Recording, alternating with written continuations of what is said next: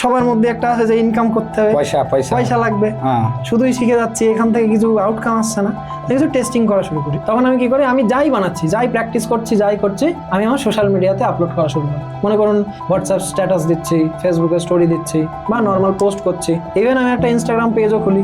Instagram পেজে কিছু step by step একটা ডিজাইন যে আমি বানাচ্ছি, সেই ডিজাইনের কি কি স্টেপে আমি ওই ডিজাইনটা বানিয়েছি সেটার একটা ক্যারাউজেল বানিয়ে পোস্ট করতাম। সো এরকম করে করে আমি যে একজন গ্রাফিক ডিজাইনার হিসেবে কিছু করতে চাইছি সেটা আমি সোশ্যাল মিডিয়াতে ছাড়া শুরু করি। তো ওইরকম করতে করতে তারপর একটু ফেসবুক গ্রুপগুলোকে একটু ইউজ করা শুরু করি। তো দেন ধীরে ধীরে আমার প্রথম ক্লায়েন্ট আসে হচ্ছে ওই ফেসবুক গ্রুপ থেকে।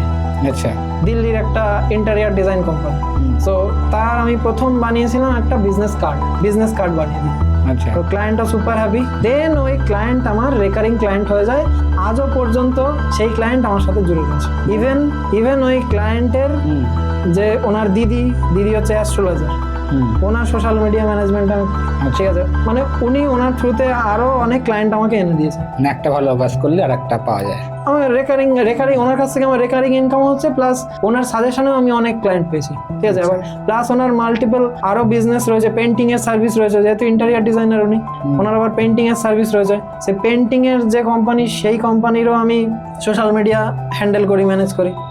সো এইভাবে আমার প্রথম ক্লায়েন্ট, তারপর ধীরে ধীরে আরো মানে ফ্রিল্যান্সিং ক্যারিয়ার। হ্যাঁ, ফ্রিল্যান্সিং।